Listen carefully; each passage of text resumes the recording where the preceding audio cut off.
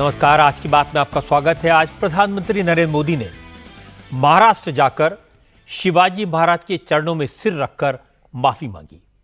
महाराष्ट्र की धरती पर खड़े होकर प्रधानमंत्री मोदी ने बिना लाग लपेट कहा, सिर्फ छत्रपति शिवाजी महाराज से ही नहीं, जिन लोगों को भी शिवाजी महाराज की प्रतिमा खंडित होने से कष्ट पहुंचा, वो उन सबके चरणों में सिर रखकर माफी मांगते हैं।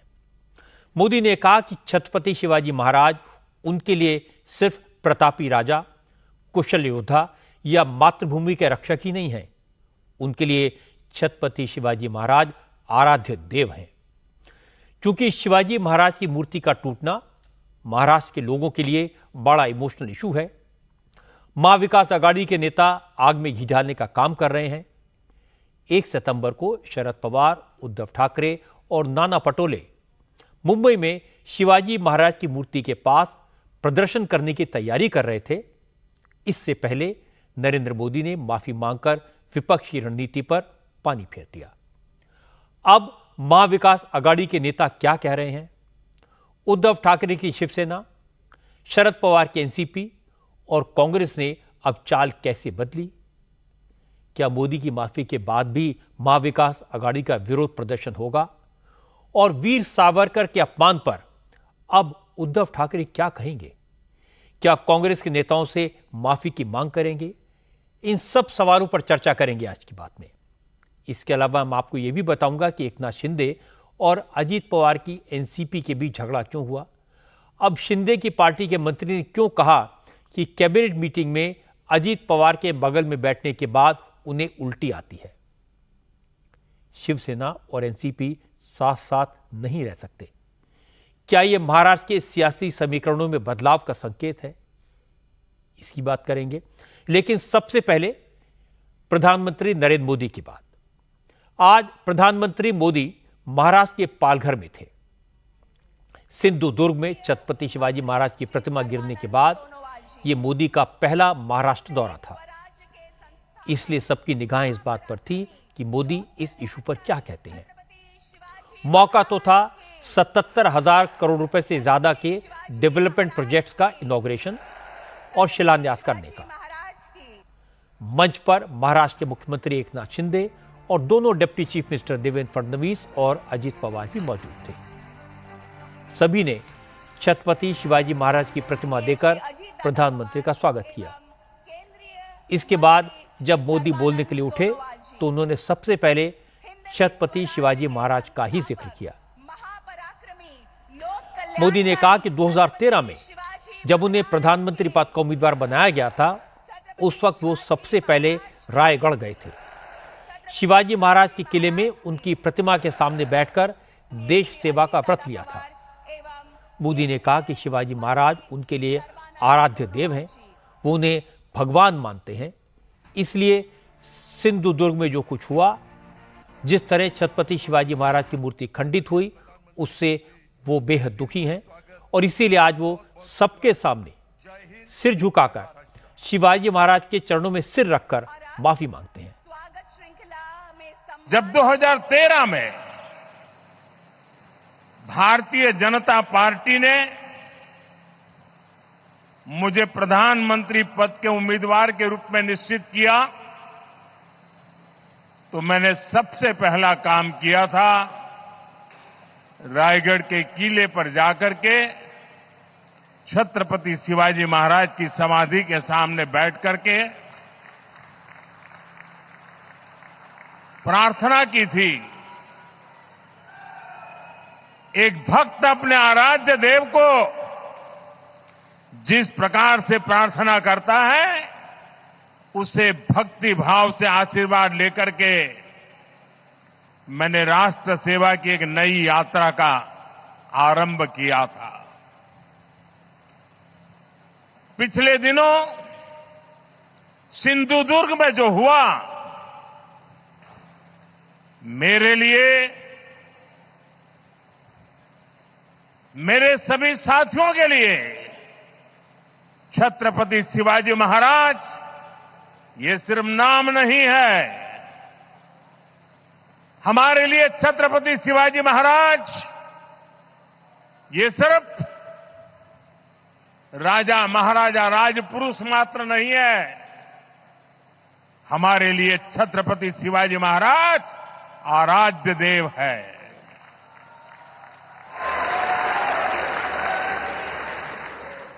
और मैं आज सर झुका करके मेरे आराध्य देव छत्रपति शिवाजी महाराज की उनके चरणों में मस्तक रख के माफी मांगता हूं। और इतना ही नहीं, जो लोग छत्रपति शिवाजी महाराज को अपने आराध्य देव मानते हैं, उनके दिल को जो गहरी चोट पहुंची है, मैं ऐसे आराध्य देव की पूजा करने वालों को भी, उनकी भी सर झुका करके क्षमा मांगता हूं। मेरे संस्कार अलग है। हमारे लिए हमारे आराध्य देव से बड़ा कुछ नहीं होता है। मोदी ने पहले माफी मांगी, इसके बाद महाविकास आघाड़ी के नेताओं पर बिना नाम लिए निशाना साधा। प्रधानमंत्री ने कहा उन्हें सिंधु दुर्ग की घटना पर, शिवाजी महाराज के अपमान पर माफी मांगने में कोई संकोच नहीं है। लेकिन इसी महाराष्ट्र के सपूत वीर सावरकर का रोज रोज अपमान किया जाता है, उन्हें गालियां दी जाती हैं, लेकिन माफी मांगना तो दूर, उल्टे वीर सावरकर को गालियां देने वाले कोर्ट में लड़ने को तैयार है। मोदी ने कहा कि यही संस्कारों का फर्क है। हम वो लोग नहीं हैं जो आए दिन भारत मां के महान सपूत, इसी धरती के लाल वीर सावरकर को अनाप शनाप गालियां देते रहते हैं, अपमानित करते रहते हैं, देशभक्तों की भावनाओं को कुचलते हैं। उसके बावजूद भी वीर सावरकर को गालियां देने के बावजूद भी माफी मांगने को जो तैयार नहीं है, अदालतों में जाकर के लड़ाई लड़ने को तैयार है, इतने बड़े महान सपूत का अपमान करके जिनको पश्चाताप नहीं होता है, महाराष्ट्र की जनता उनके संस्कार को अब जान ले। और ये हमारे संस्कार है कि इस धरती पर आते ही आज मैंने पहला काम मेरे आराध्य देव छत्रपति शिवाजी महाराज में उनके चरणों में सर झुका करके क्षमा मांगने का कर रहा हूं। मोदी ने छत्रपति शिवाजी महाराज के अपमान के मुद्दे पर क्षमा मांगी, लेकिन वीर सावरकर के अपमान का मुद्दा उठाकर कांग्रेस और उद्धव ठाकरे की शिवसेना को मुश्किल में डाल दिया, क्योंकि राहुल गांधी बार बार वीर सावरकर का अपमान करते हैं।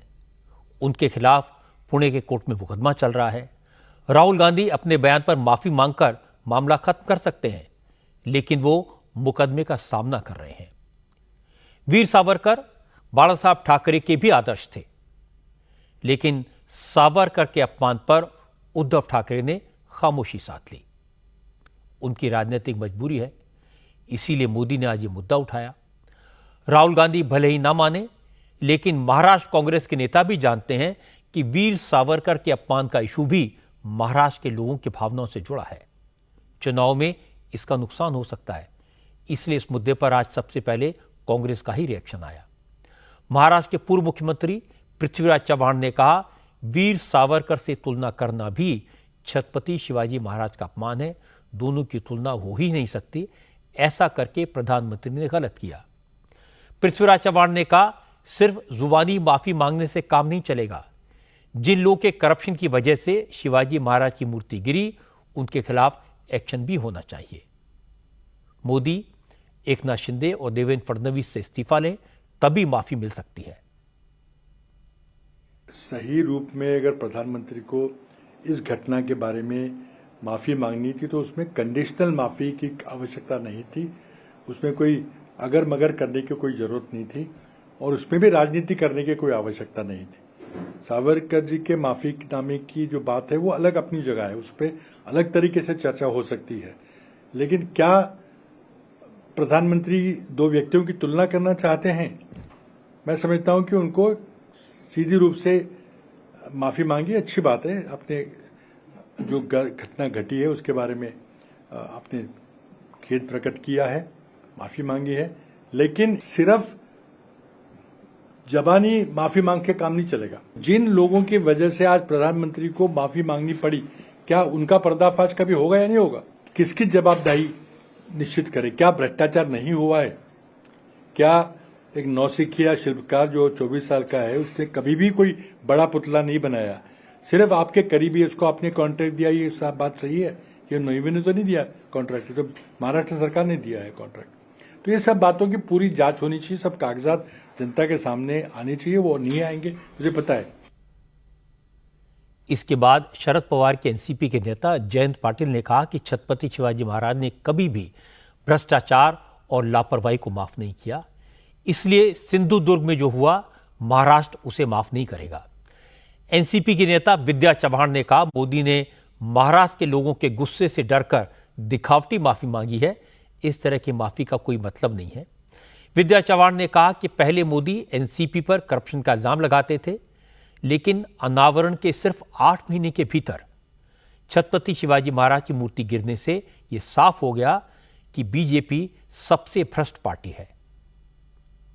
जो प्राइम मिनिस्टर भ्रष्टाचार करके 13-14 में भाषण देके वो प्राइम मिनिस्टर बन गए, आज उन्होंने जिस छत्रपति शिवाजी महाराज का पुतला का उद्घाटन किया था वही पुतला गिर गया है, तो माफी तो मांगनी ही चाहिए थी। तो माफी मांगना इसमें कुछ बड़प्पन नहीं है, उसमें कुछ उन्होंने मांगा है तो हम लोग उनको भी थैंक यू कहते हैं कि भाई आपने माफी मांगा, क्योंकि इतना बड़प्पन उनमें नहीं है, लेकिन फिर भी उन्होंने मांगा है। आज उन्होंने मांगा है, कल सीएम ने मांगा है, लेकिन लोगों के, महाराष्ट्र की जनता को आराध्य देवत छत्रपति शिवाजी महाराज की वजह से जो चोट पहुंची है वो कोई ये नहीं कर सकता। जो कहते थे कि नेशनलिस्ट कांग्रेस पार्टी सबसे करप्ट पार्टी है, तो ये उन्होंने आज कबूल करना चाहिए कि सबसे करप्ट पार्टी भाजपा है। उद्धव ठाकरे की शिवसेना के एमपी अनिल देसाई ने कहा कि प्रधानमंत्री नरेंद्र मोदी ने भले ही माफी मांग ली हो, लेकिन 1 सितंबर को महाविकास आघाड़ी के नेता विरोध प्रदर्शन जरूर करेंगे, क्योंकि ये महाराष्ट्र की अस्मिता से जुड़ा मुद्दा है।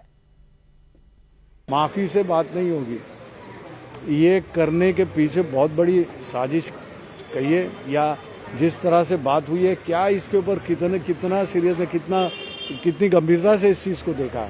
तो परसों जो ये रहेगा, जो महाविकास आघाड़ी की तरफ से एक आंदोलन जो आदरणीय उद्धव जी ने, शरद पवार जी ने और नाना पाटोले जी ने जो महाविकास आघाड़ी का रखा है वो होगा। सावरकर जी ने जिंदगी भर जो त्याग किया है वो महाराष्ट्र की जनता के कण कण में है। हर एक इंसान, हर एक शख्स वो अच्छी तरह से जानता है। शिवसेना हमेशा सावरकर जी के दिखाए हुए रास्ते पर चल रही है। ये बातें कहना या इसको राजनीति का एक अलग से इसको कलर देना, ये ठीक नहीं है। कांग्रेस, शरद पवार की एनसीपी और उद्धव ठाकरे की शिवसेना ने जब मोदी के माफी मांगने पर भी सवाल उठा दिए, तो देवेंद्र फडणवीस ने उसका जवाब दिया। फडणवीस ने कहा, यह सही है कि छत्रपति शिवाजी महाराज की मूर्ति गिरने से पूरे महाराष्ट्र के लोगों का दिल टूटा है, सब इससे दुखी हैं, इसीलिए प्रधानमंत्री ने इस मामले में दिल से माफी मांगी। अब इस पर विरोधी दल क्या कहते हैं, इससे कोई फर्क नहीं पड़ने वाला। देखिए, एक तो माफी जनता की मांगी है, माफी जो मांगी है वो शिव भक्तों की मांगी है, छत्रपति शिवाजी महाराज को जो आराध्य मानते हैं उनकी माफी मांगी है, इसलिए कांग्रेस के सर्टिफिकेट की आवश्यकता ही नहीं है। और दूसरी महत्व की बात यह है कि शायद उन्होंने, प्रधानमंत्री जी ने क्या कहा ये सुना ही नहीं है।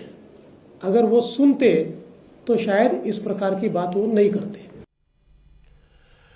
प्रधानमंत्री नरेंद्र मोदी ने जिस तरह से सार्वजनिक तौर पर माफी मांगी, ये बड़ी बात है, इसका सबको सम्मान करना चाहिए और ये मामला यहाँ ख़त्म हो जाना चाहिए।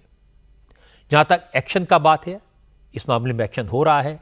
छत्रपति शिवाजी महाराज की मूर्ति लगाने का ठेका जिस कंपनी को मिला था, उस कंपनी के खिलाफ पहले एफआईआर दर्ज हुई। आज इस मामले में स्ट्रक्चरल कंसल्टेंट चेतन पाटिल को गिरफ्तार कर लिया गया। अब मामले की जांच होगी और सबूतों के आधार पर अदालत दोषियों को सजा देगा। लेकिन यह इशू लीगल से ज्यादा पॉलिटिकल बन चुका है, क्योंकि महाराष्ट्र में चुनाव सिर पर हैं।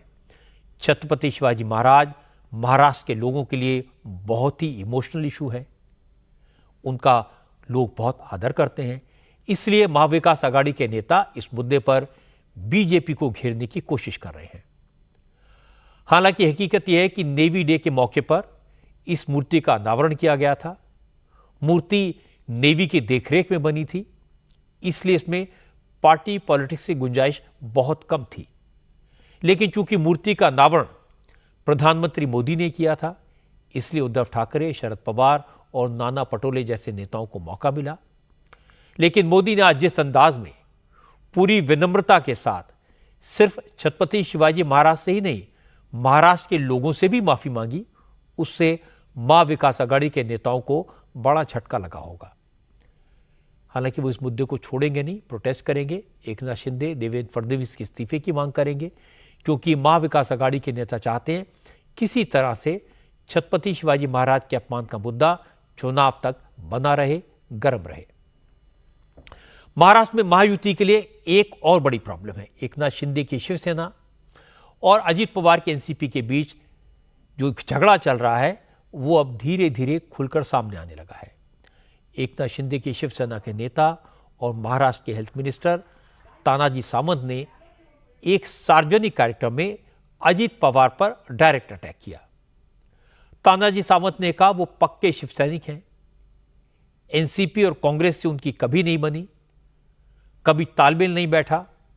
तानाजी सावंत ने कहा कि वो मजबूरी में कैबिनेट की मीटिंग्स में एनसीपी के लोगों के साथ बैठते हैं, लेकिन मीटिंग से बाहर आते ही उन्हें उल्टियां आने लगती हैं।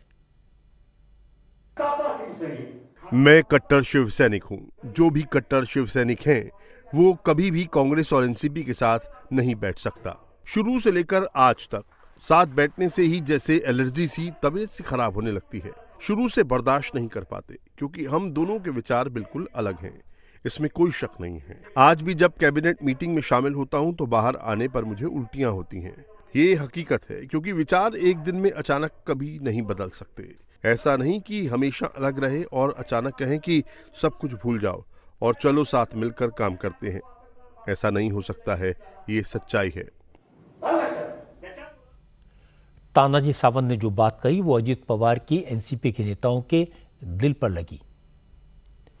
अजित पवार ने तो कुछ नहीं कहा, उनकी पार्टी के मंत्री ने भी रिएक्ट नहीं किया, लेकिन एनसीपी के प्रवक्ता अमोल मिटकरी ने कहा ये वही तानाजी सावंत हैं जो अपनी शुगर फैक्ट्री का उद्घाटन शरद पवार और अजित पवार से कराते थे, तब उन्हें उल्टे नहीं आती थी।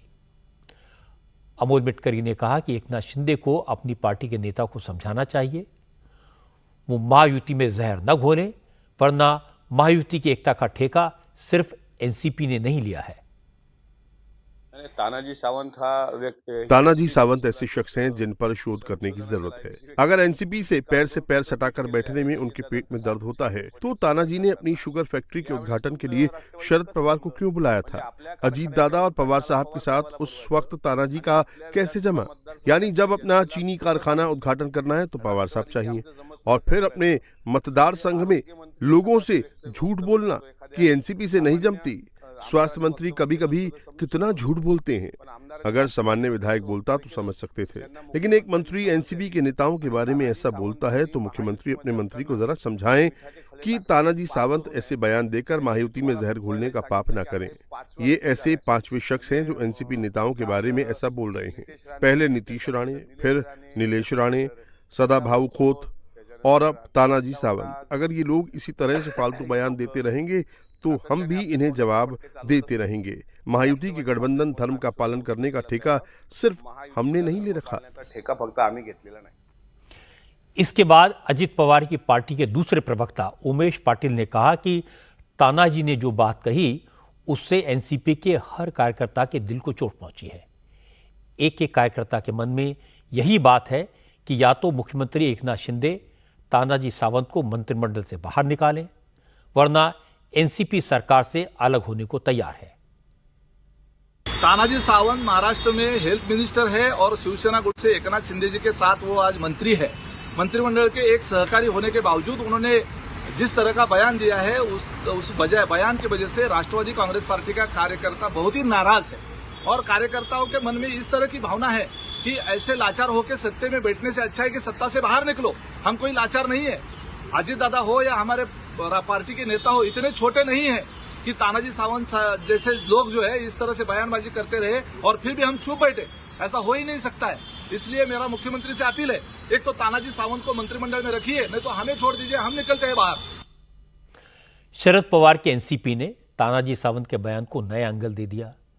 शरद पवार की पार्टी के नेता महेश तापसे ने कहा, तानाजी ने एकनाथ शिंदे और बीजेपी की शय पर बयान दिया है, क्योंकि बीजेपी को समझ में आ गया कि अजित पवार को साथ लेने में फायदा कम, नुकसान ज्यादा है।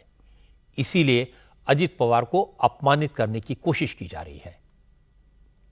तानाजी सावंत इन्होंने जानबूझकर अजीत पवार को अपमानित करने का षड्यंत्र शायद शिंदे साहब के माध्यम से या भारतीय जनता पार्टी के कहने पे किया है, ऐसा मुझे लगता है। लोकसभा चुनाव में भारतीय जनता पार्टी को जो हार का सामना करना पड़ा उसका कारण अजीत पवार है, ये आरएसएस भी कह चुकी है, ये देवेंद्र फडणवीस जी भी कह चुके हैं। और अजीत पवार को सरकार में शामिल करने के बाद कहीं ना कहीं मुख्यमंत्री एकनाथ शिंदे नाखुश है, ये भी लोगों के सामने आ चुका है। और इसीलिए अजीत पवार को अपमानित करने का एक षड्यंत्र तानाजी सावंत के माध्यम से भारतीय जनता पार्टी हो या शिंदे सेना उन्होंने रचा। अगर अजीत पवार जी महाराष्ट्र की सरकार से इस्तीफा नहीं देते तो ये मानना तय है कि उनकी पार्टी में स्वाभिमान नाम की चीज, उनके मन में स्वाभिमान नाम की चीज अब बिल्कुल नहीं बची।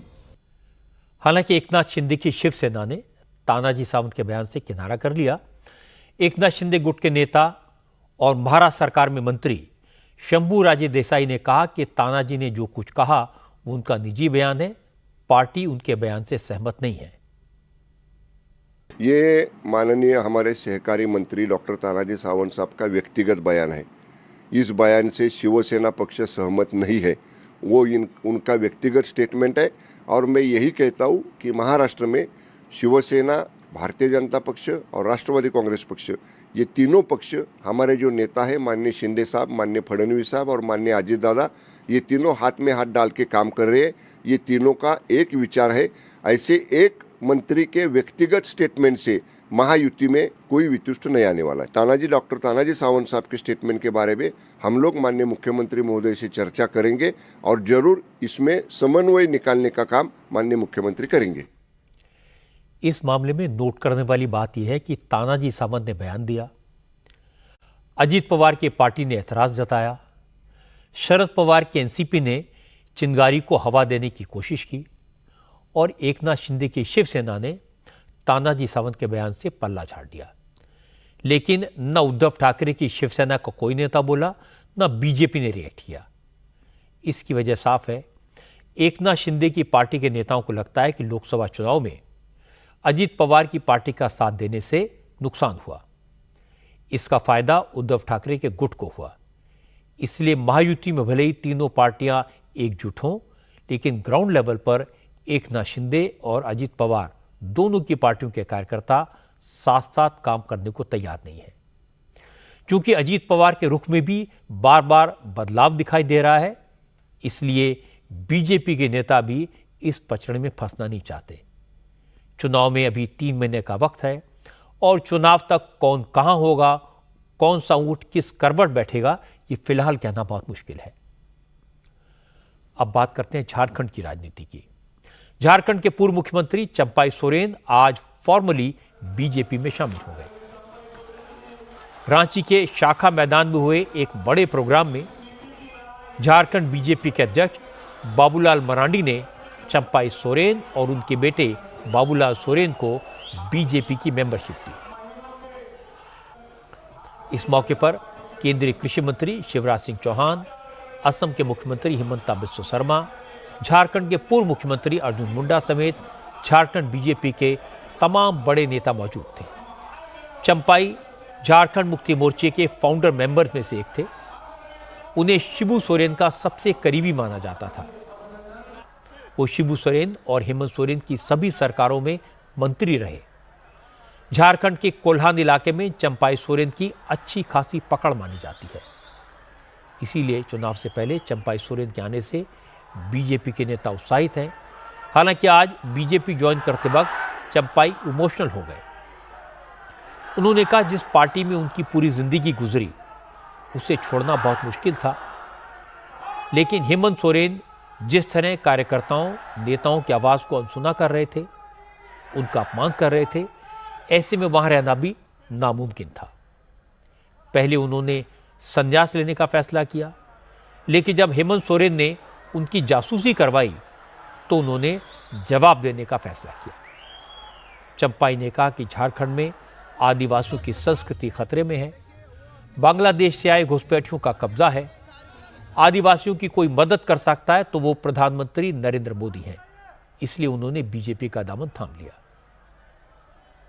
बड़ा लंबा संघर्ष के बाद हमने वहां से बाहर निकला है। जो हम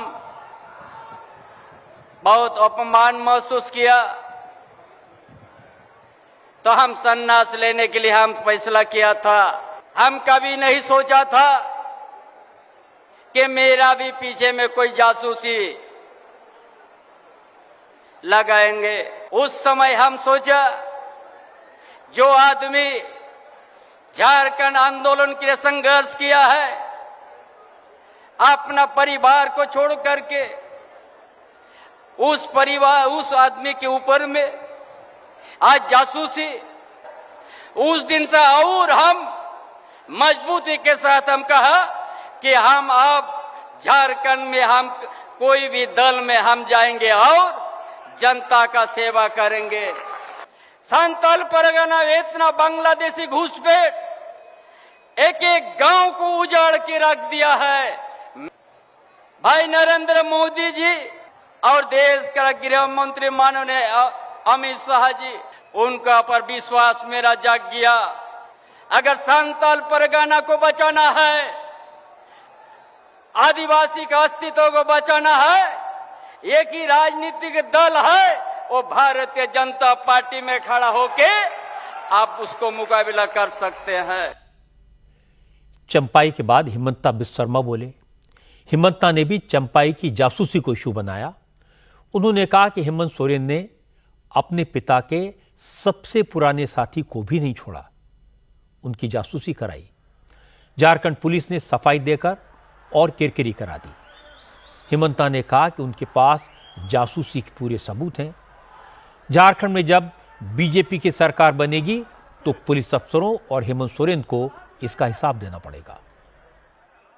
दिल्ली पुलिस ने 2 जासूसों को पकड़ा।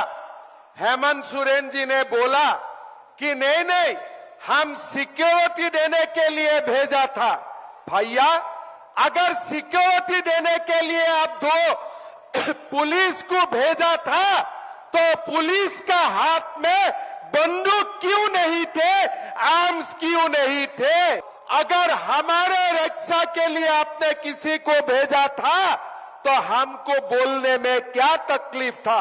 हेमंत सोरेन जी और आईजी प्रभात कुमार जी, आप लोगों ने मिलके जो चंपाई सोरेन जी का पीछे जो जासूस लगाया, बीजेपी का सरकार आने दीजिए, हम पूरा हिसाब इसका लेके रहूंगा।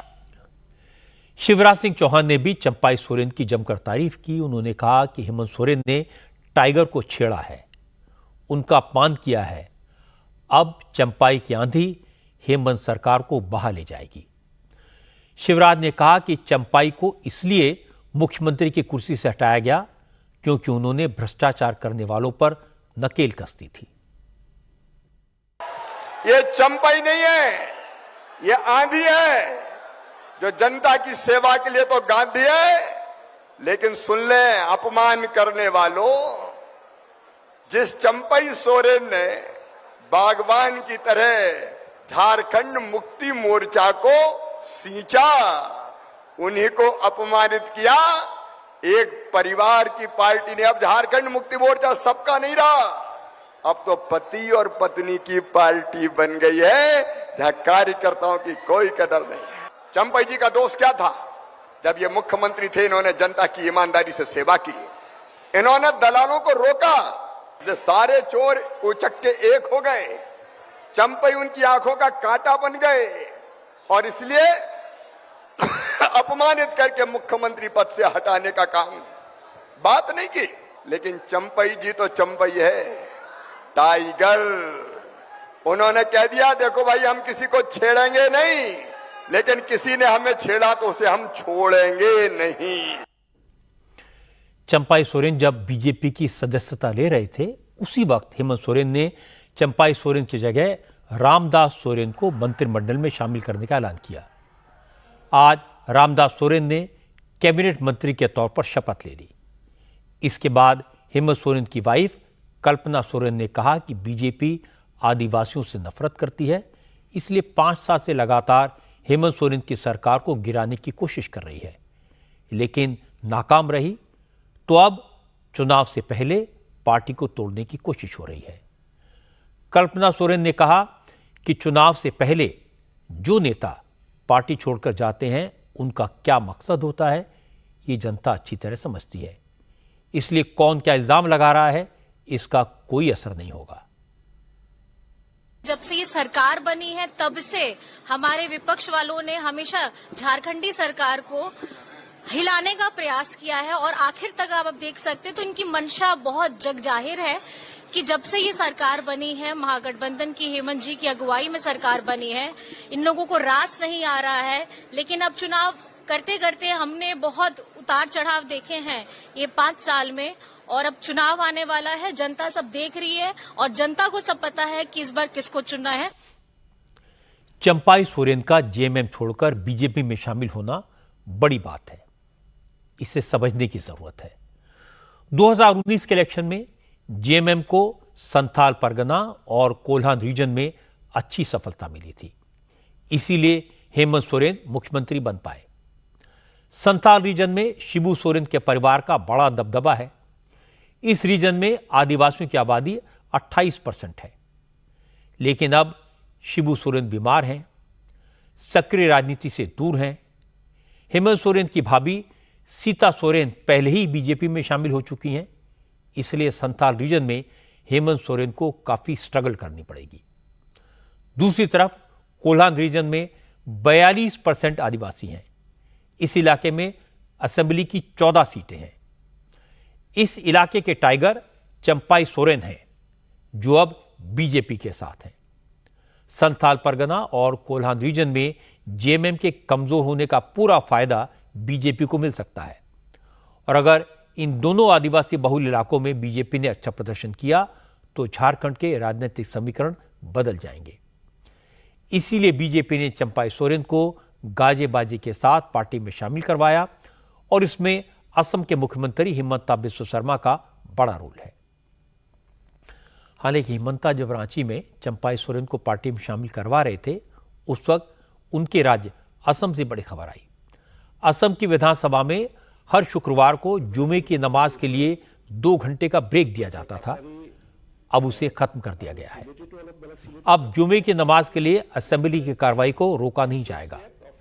स्पीकर विश्वजीत दैमारी की अध्यक्षता वाली विधानसभा की रूल्स कमेटी ने जुमे की नमाज का ब्रेक खत्म करने का फैसला किया।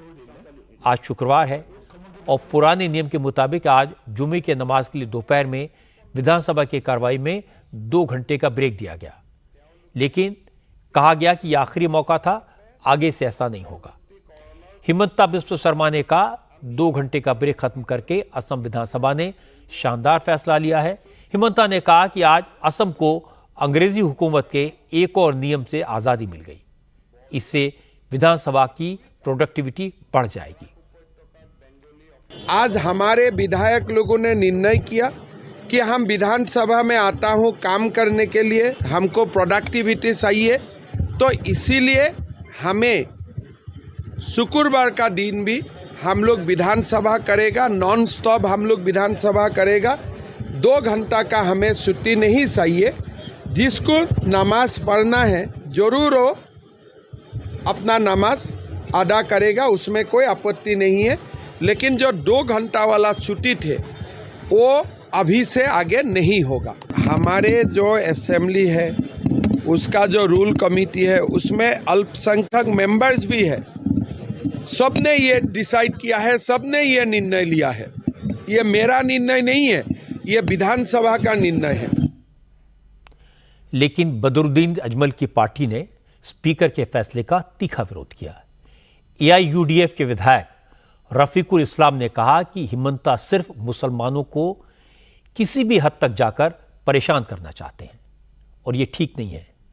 रफीकुल इस्लाम ने कहा कि मुसलमानों के खान पान पहनावे के बाद अब नमाज पर भी रोक लगाने की कोशिश हो रही है, इसे बर्दाश्त नहीं किया जाएगा। हमारे असम के सीएम साहब के इशारे में सब चल रहा है। असम के मुख्यमंत्री आजकल क्या कर रहे हैं, मुसलमान की लड़कियां क्या पहनेगी उस पर उनकी नजर है। मुसलमान शादी ब्याह कैसे करेंगे, निकाह कैसे होगा मुसलमान का, उस पर उनकी नजर है। मुसलमान के घर में क्या खाना पकेगा वो भी वो तय करने लगे। अब मुसलमान नमाज कब पढ़ने जाएंगे नहीं जाएंगे ये भी वो तय करना चाहते हैं, लेकिन नहीं कर पाएंगे। हम नमाज भी पढ़ेंगे, विधानसभा में भी आएंगे, हम लड़ेंगे। हम आसामी लोगों के लिए, आसाम के लिए, देश के लिए, मुल्क के लिए हम लड़ेंगे विधानसभा में। फैसला असम की असेंबली में हुआ, लेकिन इसका असर बिहार और उत्तर प्रदेश तक दिखाई दिया। समाजवादी पार्टी और आरजेडी ने इसे मुसलमानों को परेशान करने की बीजेपी की नई तरकीब बता दिया। तेजस्वी यादव ने कहा कि बीजेपी मुसलमानों के पीछे पड़ गई है, मुसलमानों को हर तरफ से टारगेट कर रही है। तेजस्वी ने कहा कि मुख्यमंत्री हिमंता बिस्वा शर्मा सस्ती लोकप्रियता हासिल करने के लिए मुसलमान विरोधी बातें करते हैं, लेकिन जब तक आरजेडी है मुसलमानों का हक कोई नहीं छीन सकता। तेजस्वी ने इस मामले में मुख्यमंत्री नीतीश कुमार की चुप्पी पर भी सवाल उठाए। जो आसाम की जो मुख्यमंत्री है वो सस्ती लोकप्रियता के लिए इस तरह से करते हैं, और ये भाजपा के लोगों ने मुसलमान भाइयों को एक सॉफ्ट टारगेट बना लिया है। कभी वक्फ बोर्ड का आ जाता है बिल, कभी सीए एनआरसी का आ जाता है बिल। किसी ना किसी प्रकार से ये माइनॉरिटी के लोगों को, अल्पसंख्यक को ये भाजपा के लोग तंग करना चाहते हैं, समाज में नफरत घृणा पैदा कराना चाहते हैं। लेकिन ये भाजपा के लोग, आपको पता है, ये विधानसभा में को भाजपा का एमएलए या मंत्री बंदर की तरह कूद रहा था, अब बोल रहा था कि वोटिंग का अधिकार छीन लेंगे मुसलमानों का। हम एक बार खड़ा हुए, ठंडा दिए उसको, उसके बाद से खड़ा हुआ है क्या कोई? तो भाजपा के लोग इसी तरीके का काम करते रहते हैं, और आश्चर्य की बात है मुख्यमंत्री क्यों चुप है इस मामले में। कोई माई का लाल नहीं है हम लोगों के रहते हुए मुसलमान भाइयों का अधिकार छीन सके। असम विधानसभा में जुमे की नमाज के लिए 2 घंटे की छुट्टी 87 साल से चली आ रही थी। 1937 में असम के पहले मुख्यमंत्री सैयद सादुल्ला ने विधानसभा में जुमे की नमाज का ब्रेक शुरू किया था, लेकिन वक्त के हिसाब से रूल बदलते हैं और जुमे की नमाज के लिए छुट्टी को सरकार ने नहीं, असेंबली की रूल्स कमेटी ने खत्म किया है। इस कमेटी में बदरुद्दीन अजमल की पार्टी और दूसरी पार्टियों के मुस्लिम विधायक भी शामिल थे। सबने मिलकर फैसला किया। इसलिए मुख्यमंत्री हिमंता बिस्वा शर्मा को दोष देना तो ठीक नहीं होगा, क्योंकि हिमंता बांग्लादेशी घुसपैठियों को बाहर निकालने की मुहिम चला रहे हैं। उन्होंने कल ही असेंबली में कानून पास करवा के असम में मुस्लिम लड़कियों की शादी का रजिस्ट्रेशन जरूरी कर दिया है। इसीलिए अब स्पीकर के फैसले को भी हिमंता के मुस्लिम विरोधी कदम के तौर पर देखा जा रहा है। लेकिन हिमंता इसका कोई जवाब नहीं दे रहे, क्योंकि उनकी सियासत को यह इल्जाम सूट करता है।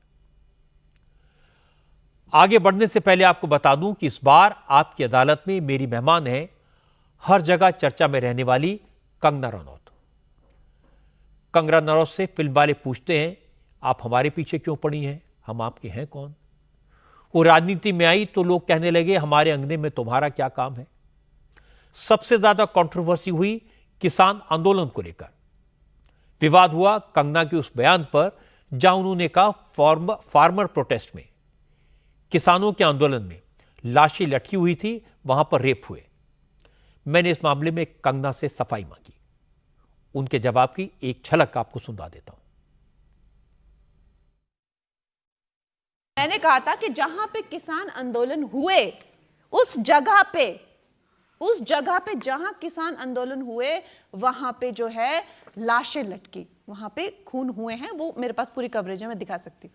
वहां पे रेप हुए, गैंग रेप हुआ, उसकी भी मेरे पास कवरेज है, मैं दिखा सकती हूँ। क्या मैंने ये कहा कि किसानों ने वो किए? नहीं, मैंने कहा उपद्रवियों ने वो चीज को जो है टेक ओवर कर लिया है। लेकिन फिर भी मैं जब ये चीज मीडिया में हर जगह है, ये चीज बच्चे को पता है, ठीक है, लेकिन जब भी कोई एक बेचारी लड़की उसी चीज को बोलेगी जो सबके अरे बोल दिया, इसने तो बोल दिया, तो ऐसी एक्टिंग करते हैं कि जैसे अरे क्या बेबाक है। और तुमको वो नहीं देखी जो 1 लाख न्यूज आइटम इसकी आई थी? मतलब कैसे लोग हैं। So I feel as a person, मुझे बहुत हैरानी होती है कि ये दुनिया जो है सच को देख के झुठलाती है। कंगना पर इल्जाम लगा कि वो अपनी पार्टी के लिए एम्बेरसमेंट बन गई हैं। उनकी पार्टी ने उन्हें कई मुद्दों पर खामोश रहने को कहा है। राजनीति में नई हैं, पर हर विषय पर अपनी राय देती हैं। इस पर कंगना ने कहा कोई उनसे पूछेगा तो चुप कैसे रह सकती हैं। लेकिन उन्होंने इतना जरूर माना कि अब वो पार्टी के अनुशासन में रहकर बोलने की कोशिश कर रही हैं। आप क्या कहती हैं, बॉलीवुड के लोग सिर्फ प्रोटीन खाते हैं और इस तरह से उनका दिमाग भी खराब हो जाता है? मैंने बिल्कुल कहा और मैं इस पे बिल्कुल अड़िग हूं। करण जौहर को कहती हैं ये चाचा चौधरी हैं। ये लोग मुझे चैन से रहने देते थे, मैं भी इन्हें चैन से रहने देती। अब अगर ये मुझे चैन से नहीं रहने देंगे तो मैं भी इनकी नाक में दम करके रखूंगी। तो आप रणबीर कपूर को सीरियल स्कर्ट चेजर कह देगी? आप तो ऐसे बोल रहे हैं जैसे वो स्वामी विवेकानंद हो। आयुष्मान खुराना चापलूस। सीधा इंसान सीधी बात कर दे तो बस वो सबसे खराब बन जाता है। आपने कहा जो स्टार किड्स हैं ये उबले हुए अंडे हैं। एसी गाड़ी से घर, घर से गाड़ी, और फिर ये लोग निकलते हैं, फिर बात कैसे करते हैं, I want this। बॉलीवुड की स्टार और member of parliament Kangana Ranaut आपकी अदालत में शनिवार रात 10 बजे। कोलकाता में ट्रेनी डॉक्टर के बर्बर रेप और निर्मम हत्या के मामले में न्याय की मांग को लेकर आज बीजेपी महिला मोर्चा ने जोरदार प्रोटेस्ट किया। बीजेपी के महिला विधायक अग्निमित्रा पॉल और पूर्व सांसद लोकेट चैटर्जी की अगुवाई में महिला मोर्चे की सदस्यों ने श्याम बाजार में बीजेपी के दफ्तर से राज्य महिला आयोग तक मार्च किया। कोलकाता में जोरदार बारिश हो रही थी, लेकिन बारिश के बावजूद बड़ी संख्या में बीजेपी की महिला कार्यकर्ता इस विरोध प्रदर्शन में शामिल हुई। कई जगह पर पुलिस ने प्रदर्शनकारियों को रोकने की कोशिश की, लेकिन प्रोटेस्टर्स राज्य महिला आयोग के ऑफिस तक पहुंचने में कामयाब हो गईं और वहां पर ताला लगा दिया। बीजेपी का आरोप है कि पश्चिम बंगाल के महिला आयोग ने आरजीकर केस को लेकर चुप्पी साध रखी है, जबकि महिला आयोग का काम भी महिलाओं की हिफाजत करना, उनको इंसाफ दिलाने की लड़ाई लड़ना है। बीजेपी की कुछ महिला लीडर्स ने राज्य महिला आयोग की प्रेसिडेंट से मुलाकात की, तो प्रेसिडेंट ने कहा कि मामला सीबीआई के पास है, अब वो इसमें कुछ नहीं कर सकते। बीजेपी की पूर्व सांसद लोकेट चैटर्जी ने कहा महिला आयोग पर ताला लगा देना चाहिए, क्योंकि ये तृणमूल कांग्रेस की पार्टी का ऑफिस बन गया है। सरकार का महिला कमीशन है, उसको महिला के लिए आवाज उठाना चाहिए था, एक्शन लेना चाहिए था, लेकिन सब लोग घर पे ही बंद है, सब कागज कलम और पेपर्स ही दिखा रहे, हमने ये किया वो किया। कहाँ पे दिखाया आपने, कहाँ पे दिखाया, कौन सा एक्शन लिया? बोले सीबीआई के हाथ में दे दिया, उसके बाद हम लोग कुछ नहीं किया। क्यों नहीं किया? सीबीआई के हाथ में देने के बाद बहुत सारा डॉक्यूमेंट्स है, बहुत सारा एविडेंस है, उसको पूरा लूट करने का कोशिश किया, तो तब आप लोग चिट्ठी क्यों नहीं दिया नेशनल कमीशन में? ऐसा होना चाहिए, नहीं नेशनल कमीशन को हम लोग नहीं बुलाएंगे। तो ये सब चल रहे थे, मतलब ये महिला कमीशन तृणमूल का पार्टी ऑफिस हो गया है। एक्चुअली ये सरकार नहीं है, ये सरकार नहीं है, ये तृणमूल पार्टी है। ये लोग चाहती नहीं है। हम लोग बोला अगर महिला कमीशन में हम लोग ताला लगा के गया, प्रति की ताला लगा के गया, अब लोग यूपी के लिए चिल्लाएंगे, मणिपुर के लिए चिल्लाएंगे, राजस्थान के लिए चिल्लाएंगे, लेकिन अब लोग पश्चिम बंगाल में एक बेटी का ऐसा मौत हो गया है, उसके लिए आप चुपचाप रहेंगे तो आपको चुपचाप ही रहना है। महिला कमीशन डीएक्टिव, पूरा एकदम डेड महिला कमीशन है। पश्चिम बंगाल की बेटी की मौत के केस में आज एक नया डेवलपमेंट यह हुआ कि आर्जिकल हॉस्पिटल में क्राइम सीन की 9 अगस्त की कुछ नई तस्वीरें सामने आई। इन तस्वीरों में कई लोग क्राइम सीन के पास इकट्ठा दिखाई दे रहे हैं। सवाल उठ रहे हैं कि इतने सारे लोगों को क्राइम सीन के पास कैसे जाने दिया। कोलकाता पुलिस से सवाल पूछे जा रहे हैं कि आखिर क्राइम सीन पर भीड़ जमा होने की परमिशन किसने दे दी। बीजेपी ने इन तस्वीरों के हवाले से आरोप लगाया कि अब यह मामला बिल्कुल साफ है कि ममता बनर्जी की सरकार ने इस मामले में शुरुआत में लापरवाही की, फिर कुछ लोगों को बचाने के लिए सबूतों से छेड़छाड़ की। कोलकाता पुलिस ने इन नई तस्वीरों को लेकर सफाई दी है। कोलकाता सेंट्रल डीसीपी इंद्राणी मुखर्जी ने कहा कि आरजीकर हॉस्पिटल के सेमिनार हॉल में 9 अगस्त को वही लोग थे जिनको वहां होना चाहिए था। एक भी शख्स एक्स्ट्रा वहां पर मौजूद नहीं था।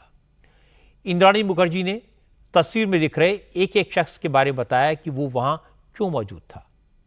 उन्होंने नई तस्वीरों में नंबरिंग करके भी इसकी डिटेल बताई। इस बीच आज पश्चिम बंगाल के गवर्नर सीवी आनंद बोस ने दिल्ली में अमित शाह से मुलाकात की। होम मिनिस्टर को बंगाल के हालात की डिटेल जानकारी दी, आरजीकर हॉस्पिटल केस के बारे में अपडेट दिया और मुख्यमंत्री ममता बनर्जी ने एक बार फिर प्रधानमंत्री नरेंद्र मोदी को चिट्ठी लिखी। इस चिट्ठी में ममता बनर्जी ने कहा कि महिलाओं के खिलाफ अपराध के मामले गंभीर हैं और वो चाहती है कि इस मामले में प्रधानमंत्री खुद दखल दें, क्योंकि रेप की घटनाएं रोकने के लिए एक नया और कड़ा कानून बनाने की जरूरत है। इसके अलावा ममता बनर्जी ने यह भी कहा कि ऐसे मुकदमे चलाने के लिए जो फास्ट ट्रैक कोर्ट्स होते हैं उनमें रिटायर्ड जुडिशियल ऑफिसर तैनात होते हैं, लेकिन इसके लिए नए जज भर्ती करने की जरूरत है और यह काम केंद्र सरकार ही कर सकती है। इसलिए प्रधानमंत्री को इस मामले में जल्दी से जल्दी दखल देना चाहिए। हालांकि आज आर्जिकल हॉस्पिटल की विक्टिम की मां ने ममता बनर्जी पर सवाल उठाया। पीड़िता की मां ने कहा, ममता बनर्जी जिस तरह से इस मसले पर बयान दे रही हैं वो संवेदनहीन है, इनसेंसिटिव हैं और ममता बनर्जी खुद एक मां होती तो उनको समझ में आ जाता कि अपनी औलाद खोने का गम क्या होता है। ममता बनर्जी ने जो कहा वो मुझे पसंद नहीं आया। पूरी दुनिया मेरी बेटी के साथ खड़ी है। लोग विरोध कर रहे हैं, इंसाफ के लिए आंदोलन कर रहे हैं और वो कहती हैं कि हमें न्याय नहीं चाहिए। मैं प्रोटेस्ट करने वालों से कहना चाहती हूँ कि इंसाफ मिलने तक आंदोलन जारी रखें। मुख्यमंत्री ने कहा कि परिवार को न्याय नहीं चाहिए। ममता का खुद कोई बेटा बेटी नहीं है, इसलिए वो बच्चे को खोने का दर्द नहीं समझ सकती। कोलकाता में प्रोटेस्ट कर रहे आरजीकर हॉस्पिटल के डॉक्टर्स भी ममता बनर्जी और कोलकाता पुलिस के रवैये से नाराज हैं। आज डॉक्टर्स ने ममता बनर्जी से कोलकाता के पुलिस कमिश्नर विनीत गोयल को हटाने की मांग की। इसी मांग को लेकर जूनियर डॉक्टर्स 2 सितंबर को लाल बाजार में पुलिस हेडक्वार्टर का घेराव करेंगे। डॉक्टर्स ने कोलकाता के पुलिस कमिश्नर के इस्तीफे की मांग क्यों की? क्योंकि उन्हें विनीत गोयल पर भरोसा नहीं है। डॉक्टर्स को लगता है कि विनीत गोयल ने इस मामले में अपराधियों को बचाने की कोशिश की, सबूतों को छुपाने की कोशिश की। डॉक्टर्स को ममता बनर्जी की सरकार की नीयत पर शक क्यों है? क्योंकि उन्होंने इस केस में पुलिस कमिश्नर को बचाने के लिए 30 वकीलों की फौज खड़ी कर दी। इस केस में लेडी डॉक्टर के पेरेंट्स को किसी पर विश्वास क्यों नहीं होता? इसकी वजह यह है कि उन्हें चुप रहने के लिए पैसे का ऑफर दिया गया और जिन्होंने ऑफर दिया उनके खिलाफ पुलिस ने कोई एक्शन नहीं लिया। ये सारी बातें मिलकर सरकार की नीति और नीयत दोनों पर बड़े सवाल खड़े करती हैं। आपको एक बार फिर से बता दूं कि इस बार आपकी अदालत में मेरी मेहमान है एक्ट्रेस और नई नई पॉलिटिशियन कंगना रनौत। आपकी अदालत में राहुल गांधी से लेकर कंगना के बेसिर पैर के बयानों पर भी बात हुई। राहुल गांधी ने भी किसान आंदोलन पर कंगना के बयान को लेकर बीजेपी को आड़े हाथों लिया था। कंगना ने राहुल गांधी की पार्लियामेंट स्पीच के बारे में तीखा कमेंट किया। ये वो स्पीच थी जहां राहुल गांधी ने भगवान शिव और महाभारत के चक्रव्यूह का जिक्र किया था। कंगना ने कहा कि राहुल जिस तरह की बदहवास बातें कर रहे थे, उसे देखकर लगा कि उनका टेस्ट होना चाहिए, क्या वो कोई ड्रग लेते हैं। इस पर मैंने कंगना से सफाई मांगी। उसका एक हिस्सा मैं आपको अभी सुनवा देता हूं। आपने क्या कहा कि राहुल गांधी का ड्रग टेस्ट होना चाहिए? मैं जब पार्लियामेंट में गई पहली बार, तो नेचुरली मेरे लिए सब बहुत ही नया था। और वहाँ पे जब उन्होंने पहली स्पीच दी और जो मैंने अपने आप उसका मैंने खुद साक्षात उनको वहाँ पे देखा, आप यकीन नहीं कर सकते कि वो एक क्या माहौल उन्होंने बनाया। सब भगवानों की फोटो लगाई, अपने माथे पे चिपका रहे हैं, कोई ये उड़ा रहे हैं, कोई वहाँ उड़ा रहे हैं, और कोई एनालॉजीज बना रहे हैं जो उनसे बन नहीं पा रही, बिल्कुल कुछ नहीं उनसे हो पा रहा है। और उसके बाद में वो कहते हैं, सब दुनिया भर का वो करके कहते हैं कि जितने भी भगवान हैं सब के सब कांग्रेस का चिन्ह लेके चले हुए हैं, ये वाला। सबको उन्होंने अपना ब्रांड एम्बेसडर बना दिया कि सारे भगवान जो हैं हमारे ब्रांड एम्बेसडर है। और फिर उसके बाद में बड़े खुश हो गए हैं। फिर उसके बाद में कहते, मैं जो हूँ मैं शिव जी की बारात हूँ। और उसके बाद में जो वो नीचे बैठे तो एकदम ऐसे बैठे, बिल्कुल बिल्कुल ऐसे बैठे। और फिर ऐसे हुए तो फिर वो हिले ही ना। तो फिर मैं उनको देखूं, मैंने कहा कोई जाके इनको चेक करो, इनको क्या हो गया। पर फिर खैर इस तरह के ख्याल तो हमारे दिमाग में आएंगे कि वो क्या है वो। तो नेचुरली मैंने ये नहीं कहा कि वो ड्रग्स करते हैं, मैंने कहा एक टेस्ट होना चाहिए।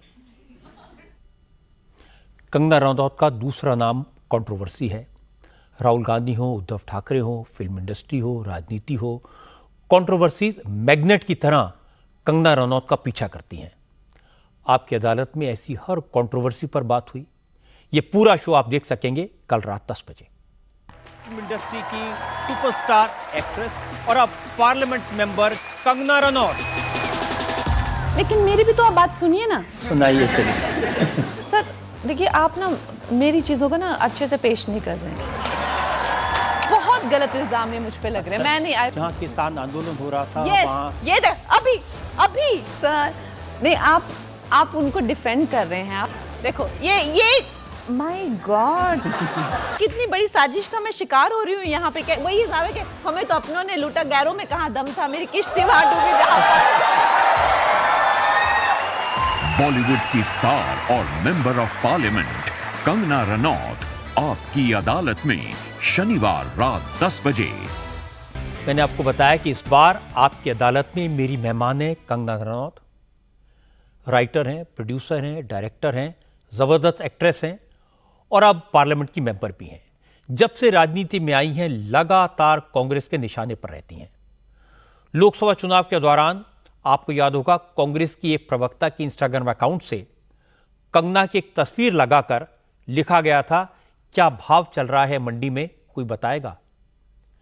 इस कमेंट को लेकर कंगना को गुस्सा क्यों आया, इस पर उन्होंने कैसे रिएक्ट किया, क्या क्या कहा, इसका जिक्र भी आपकी अदालत में हुआ। एक और इल्जाम के दौरान मैंने कंगना से पूछा कि राहुल गांधी हमेशा उनके निशाने पर क्यों रहते हैं। उन्होंने राहुल गांधी को खतरनाक, कड़वा, जहरीला और विनाशकारी क्यों कहा। इस पर कंगना के बेबाक जवाब की एक झलक आपको दिखा देता हूं। ये तो सारा देश कह रहा है। देखिए जिस तरह से करतूते वो करते हैं, चाहे वो विदेश जाते हैं और विदेश में वो कहते हैं, ओपनली कहते हैं कि we want America to interfere with India's internal politics. क्यों, हमारे यहाँ पे डेमोक्रेसी नहीं है क्या? वो ओपनली जो है स्टॉक मार्केट को बैठ जाते हैं कि यहाँ पे मैं ये एक्सपोज कर दूंगा। वो पूरा उनका ये रहता है कि मैं जो है कहीं ना कहीं कुछ ना कुछ करके दे, चाहे वो जाति की बात हो, चाहे वो हिंसा की बात हो, वो हमेशा देश के टुकड़े कराने में लगे रहते हैं। तो वो जो एक बिगड़े हुए घर के बच्चे जो होते हैं कि अगर हमें ना मिले तो ये जल के मर जाए, तो ये जो देश है उसको वो बिल्कुल खत्म करने पे लगे हुए हैं कि अगर मैं प्रधानमंत्री नहीं बन सकता तो इस देश की चाहे अर्थव्यवस्था हो, चाहे वो बॉर्डर्स हो, चाहे वो सिक्योरिटी हो, चाहे वो आर्थिक स्थिति हो, ये सब खत्म हो जानी चाहिए। इस तरह की करतूतें करते हैं। कंगना सिर्फ नेताओं के बारे में ही नहीं बोलती, वो अपनी फिल्म इंडस्ट्री के बारे में भी खुलकर बेबाकी से अपनी बात कहती हैं। वो फिल्म इंडस्ट्री को झूठा कहती हैं, फेक बताती हैं, फिल्म इंडस्ट्री के लोगों को कभी पागल कभी मूर्ख कहती हैं। इस पर मैंने उनसे सफाई मांगी तो जो जवाब मिले वो और भी विस्फोटक थे।